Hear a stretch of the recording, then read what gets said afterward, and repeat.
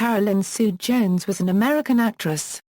Jones began her film career in the early 1950s, and by the end of the decade had achieved recognition with a nomination for an Academy Award for Best Supporting Actress for The Bachelor Party and a Golden Globe Award as one of the most promising actresses of 1959. Her film career continued for another 20 years. In 1964 she began playing the role of Morticia Addams in the television series The Addams Family, receiving a Golden Globe Award nomination for her work. Early life: Jones was born in Amarillo, Texas, the daughter of Claude Jeanette Southern, a housewife, and Julius Alfred Jones, a barber.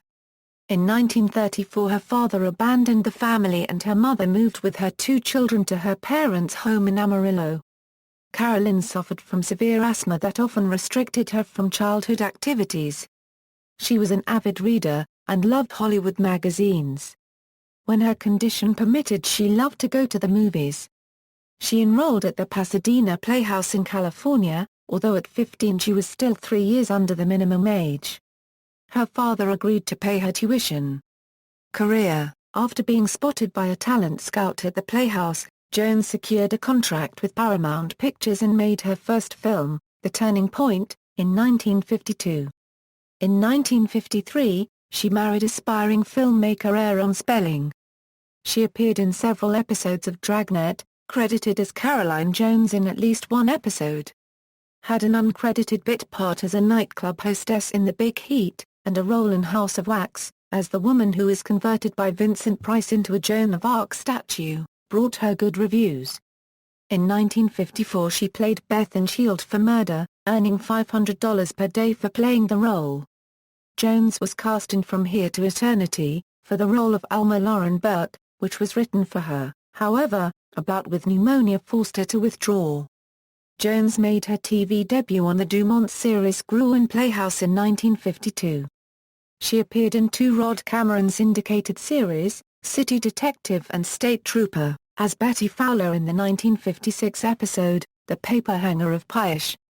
She guest-starred in Ray Milland's CBS sitcom, Meet Mr. McNutley. She made 5 appearances on the crime drama series Dragnet, starring Jack Webb, between 1953 to 1955. In 1955, Jones appeared on the CBS anthology series Alfred Hitchcock Presents in the episode The Cheney Vase as a secretary assisting her scheming boyfriend Darren McGavin in attempting an art theft, and opposite Ruta Lee. In 1956, Jones appeared in Invasion of the Body Snatchers and in Alfred Hitchcock's remake of The Man Who Knew Too Much. In 1957, she had the lead in the episode The Girl in the Grass on CBS's Schlitz Playhouse, with once again Ray Milland and Nora Marlowe.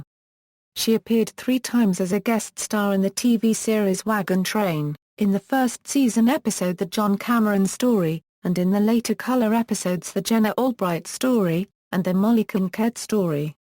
In 1958, she was nominated for an Academy Award for Best Supporting Actress for The Bachelor Party, and she also shared a Golden Globe Award for Most Promising Newcomer with Sandra Dee and Diane Varsi, and appeared with Elvis Presley in King Creole.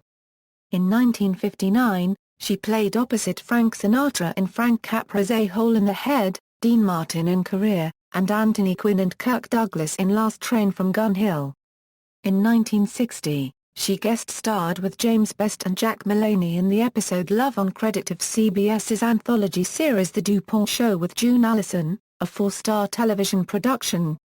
In the 1962-1963 season, Jones guest-starred on CBS's The Lloyd Bridges Show, which Spelling created. While married to Spelling, she appeared on the NBC program Here's Hollywood. In the epic 1963 western, How the West Was Won, she had a coveted role in a star-overflowing cast, of Sheriff Jeb Rawlings' wife.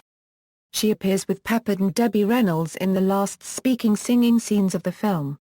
In 1964, with a long coal-black wig, Jones began playing Morticia Addams in the television series The Addams Family, a role which brought her success as a comedian and a Golden Globe Award nomination. She guest-starred on the 1960s TV series Batman, playing Marsha, the Queen of Diamonds, and in 1976 appeared as the title character's mother, Hippolyta, on the Wonder Woman TV series. Her last role was the scheming matriarch of Clegg clan, Minna in the soap opera Capital. Literary work: Jones wrote a novel titled Twice Upon a Time in 1971, which was published by Trident Press. The story follows the life of Susan Maxwell, a glamorous movie star through her work as an actress and through her romances. There are similarities with this character and Jones herself, as it explores Hollywood life, as well as the character's roots in Texas. Jones herself was raised in Texas. Personal life and illness: her acting career declined after The Addams Family ended in 1966. Sporadic roles in the 1970s included that of Mrs. Moore, the wife of the plantation owner in the Roots miniseries. Jones landed the role of the power-driven political matriarch Minna Clegg in the CBS daytime television soap opera Capital in 1981.